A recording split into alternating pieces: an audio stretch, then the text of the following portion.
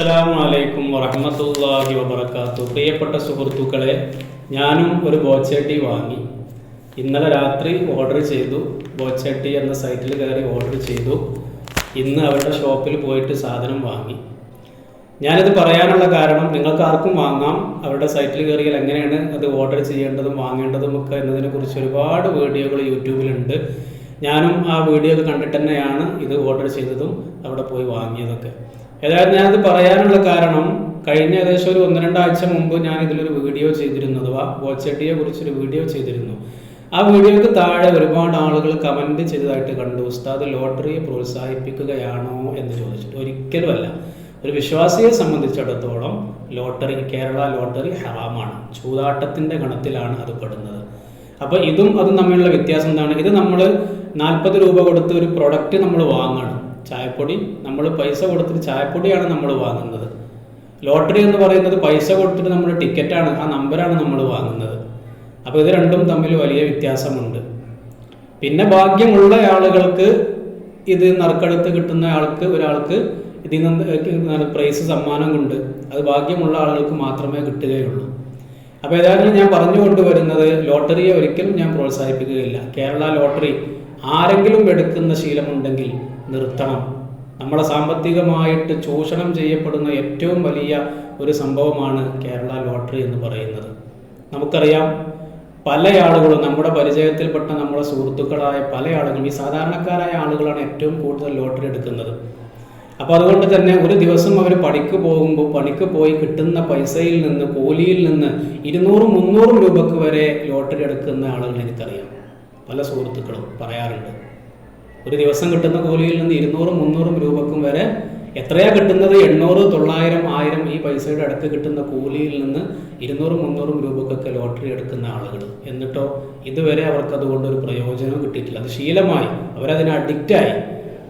ഭാഗ്യത്തിൽ നമ്മൾ എപ്പോഴും ശ്രദ്ധിക്കേണ്ടത്, ഭാഗ്യത്തിൽ വിശ്വസിക്കുക, ഭാഗ്യത്തിൽ ഒരിക്കലും പ്രതീക്ഷിക്കാൻ പാടില്ല. എനിക്ക് ഭാഗ്യം വരും, എനിക്ക് നാളെ എനിക്ക് ഭാഗ്യം വരും എന്ന് കരുതി നമ്മൾ ഒരിക്കലും ഭാഗ്യത്തിലും പ്രതീക്ഷിച്ചിരിക്കാൻ പാടില്ല. ഭാഗ്യമുണ്ട്, ഭാഗ്യമെന്ന സംഭവമുണ്ട്. കുറച്ച് ആളുകൾ ഭാഗ്യം കൊണ്ട് രക്ഷപ്പെട്ടവരുണ്ട്. ഭാഗ്യത്തിൽ വിശ്വസിക്കുക, ഭാഗ്യത്തിൽ ഒരിക്കലും നമ്മൾ പ്രതീക്ഷിക്കാൻ പാടില്ല. ഞാൻ പറഞ്ഞു കൊണ്ടുവരുന്നത് കേരള ലോട്ടറിയെ കുറിച്ചാണ്. നമ്മുടെ കേരളത്തിനെ സംബന്ധിച്ചിടത്തോളം ഏറ്റവും കൂടുതൽ വരുമാനം കിട്ടുന്ന 2 മാർഗങ്ങളാണ്. അതും ആർക്കും പ്രയോജനമില്ലാത്ത, വളരെ കുറഞ്ഞ ആളുകൾക്ക് മാത്രം പ്രയോജനമുള്ള ഒരു സംഭവമാണ് നമ്മുടെ കേരളത്തിന് ഏറ്റവും കൂടുതൽ വരുമാനം കിട്ടുന്ന. ഒന്ന് കള്ളും, ഒന്ന് ലോട്ടറിയും.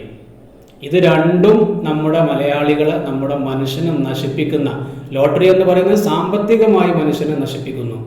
കള്ളെന്ന് പറയുന്നത് സാമ്പത്തികമായും അതുപോലെ തന്നെ ആരോഗ്യപരമായും കുടുംബപരമായും ഒക്കെ മനുഷ്യനെ നശിപ്പിക്കുന്നു. എന്തെല്ലാം ദുരന്തങ്ങളാണ് മദ്യം കൊണ്ട് നമ്മുടെ കേരളത്തിൽ ഉണ്ടായിത്തീരുന്നത്. ഒരുപാട് കുടുംബങ്ങൾ തകരുന്നു, ഒരുപാട് ആളുകൾക്ക് വലിയ വലിയ അസുഖങ്ങളിലേക്ക് അവർ എത്തിച്ചേരുന്നു. അതുപോലെ തന്നെ അവരെ സാമ്പത്തികമായി അവരെ നശിപ്പിക്കുന്നു. ഇതിലെല്ലാം ഉപരി ഒരുപാട് അപകടങ്ങൾ, വാഹനാപകടങ്ങൾ, മദ്യം കഴിച്ചുകൊണ്ട് വണ്ടി ഓടിക്കുന്നു. അങ്ങനെ അതുമൂലം ഒരുപാട് അപകട മരണങ്ങൾ വരുന്നു.